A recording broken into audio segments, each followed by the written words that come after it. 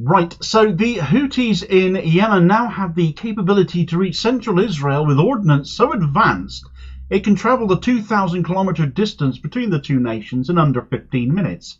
Travelling so fast, Israeli air defence systems are basically rendered useless by it, and if that isn't a terrifying prospect, I don't know what is. But such is the position Israel has now found itself in, refusing to engage meaningfully in a ceasefire and increasingly finding itself less and less safe from attacks by pro-Palestinian forces. Of course, as with everything to do with the Houthis, it's what in the way of ordnance do they really have and how much of it that is the biggest question. They had this one rocket, this hypersonic ballistic missile, but do they have any more? And whilst the media tries to play down this attack by saying it hit an unpopulated area, it did come down just outside of Tel Aviv. So who's to say next time it won't be Tel Aviv itself? Will that be a price worth paying for Benjamin Netanyahu to remain in post as well, though? Right, so Sunday morning, about 6:30 in the morning, very early, Middle Eastern time, saw more than 2 million people scatter for the cover of shelters in Tel Aviv as the Houthis for the first time succeeded in hitting central Israel with a hypersonic ballistic missile, presumably supplied by Iran. So hey, look what they can likely still do to Israel if and when they decide to respond to that assassination that took place in Tehran several weeks ago now. Still waiting for that after all, are we not? Perhaps this is how they're choosing to do that, though, through their proxies, as they get called. Demonstrating some of the arsenal Iran has at its disposal, in which case, is this the only one, or will Yemen fire another shortly, or perhaps another one of these pro-Iran groups? That is very much the debate Israel will be having right now, I'm sure. Hypersonic missiles are, as the term might imply to you, faster than the speed of sound missiles. But actually, to be called hypersonic, it means they don't just travel faster than sound, they have to travel at least 5 times faster than the speed of sound, Mach 5. And some can apparently travel at speeds of up to Mach 9. Not only that, but they are also manoeuvrable and capable of changing trajectory, making them all but impossible to respond to, except to seek shelter when you hear the alarms go off. By the time radar have picked these things up, they're basically about to hit. So there's literally no way Israel could counter such a fast-moving weapon, despite their claims to the contrary, perhaps. Where some media report it came down in an uninhabited area near Tel Aviv, implying Houthi inaccuracy, perhaps. Maybe Israel did get a shot off and deflect it, or that this was a flex rather than a shot with intent from the Houthis. That is the official line of the Israeli army at which case. But the missile, according to sources such as the Cradle, came down in the town of Kfar Daniel in an area not far from Tel Aviv's main Ben Gurion airport. And as multiple video clips following the impact have shown that are doing the rounds on social media, the strike has caused fires in nearby forested areas and has caused significant damage to a train station in another nearby town called Modin, where a section of the track was seen to be on fire. A Yemeni spokesman said, "By the grace of Allah, the missile force of the Yemeni armed forces carried out a special military operation targeting an Israeli military objective in the Jaffa area of occupied Palestine. The operation was executed using a new hypersonic ballistic missile which successfully reached its target, with the enemy's defences failing to intercept it. The missile covered a distance of 2,040 kilometres in 11 minutes and 30 seconds.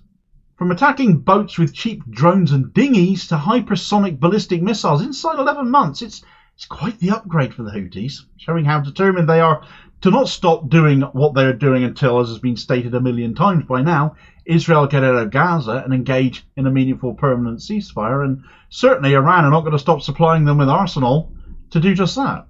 It really is so easy for Israel to end this before things escalate further, though. But of course, that relies on Benjamin Netanyahu doing what must be done for the good of his country and his people, and not just what suits himself. And while I won't waste my breath that he's coming to that conclusion anytime soon.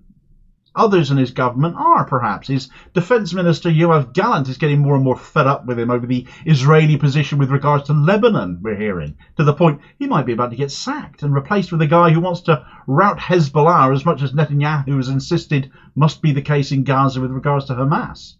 But a faster than the speed of sound hypersonic missile landing just outside of Tel Aviv, courtesy of Yemen, well, will that make Israel consider their priorities to any extent outside of just Netanyahu and his close advisors?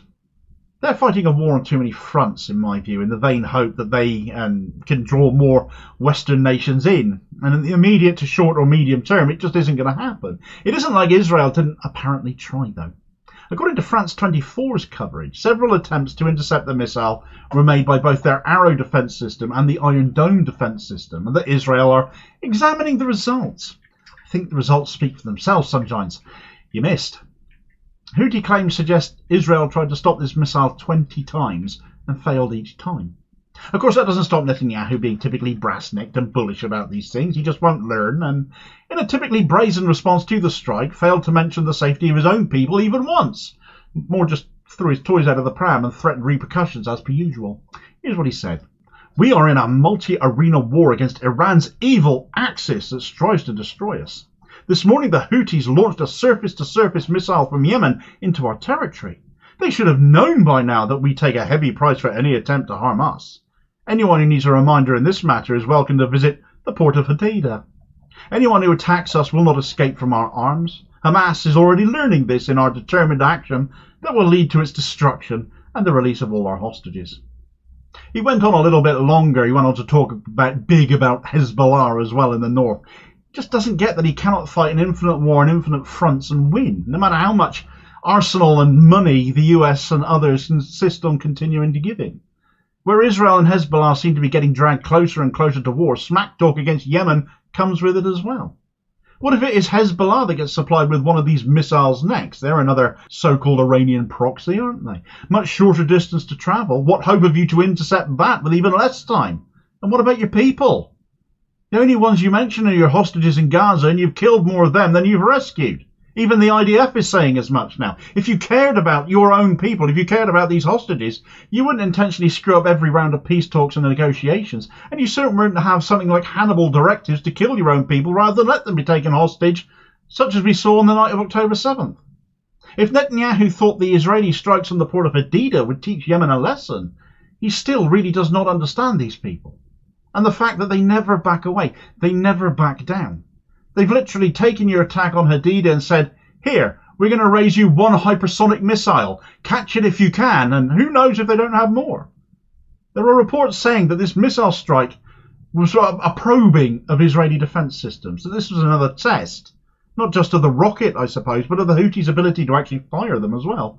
At some point or other, if things are not de-escalated by Israel, or if Israeli allies don't apply some pressure that Netanyahu will be forced to listen to, then a more populist target in Israel seems a certainty at some point in the near future, and it's so easily avoidable if the lessons are learnt now. If you take note now, just get the hell out of Gaza. Until Netanyahu's position is made untenable, there can be no peace because he will not listen. Where he's looking at ditching Gallant today, potentially, by the time this goes out he may have gone already, it's his government that should be looking at ditching him. But the far right of that coalition government won't do that while he's doing their bidding. Though actually, Netanyahu has a bit more leverage at the moment, given those far-right parties are apparently collapsing in the polls, and they will likely be dumped out of power after the next election, out of coalition as part of government, should an election even be held right now. But of course that's a risk to Netanyahu himself too, and he just won't countenance that, not for anything. This isn't a slipping through the crack moment. Following the successful drone strike by Yemen back in July, this is the second time they've been able to strike Tel Aviv and evade Israeli defences. They're getting better and better at doing it. They are learning more and more about them and will, if this situation continues, get better and better at avoiding those countermeasures. Israel and his people should rightly be really nervous about this. They thought they were untouchable, but they really, really are not. Where Yemen have actually been the more restrained, the attack on the port of Hadida by Israel was a direct strike on a civilian population after all. So we can expect Israel to retaliate in kind by targeting civilians again. After all, where exactly the Houthis are from one point to the next is difficult to determine. There is still no excusing such barbaric conduct against civilians, but as we've seen enough of in Gaza, Israel's government and army don't appear to care one iota about such matters. Not the most moral army, but very much the polar opposite.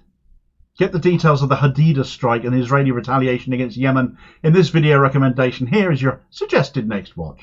And I'll hopefully catch you on the next vid. Cheers, folks.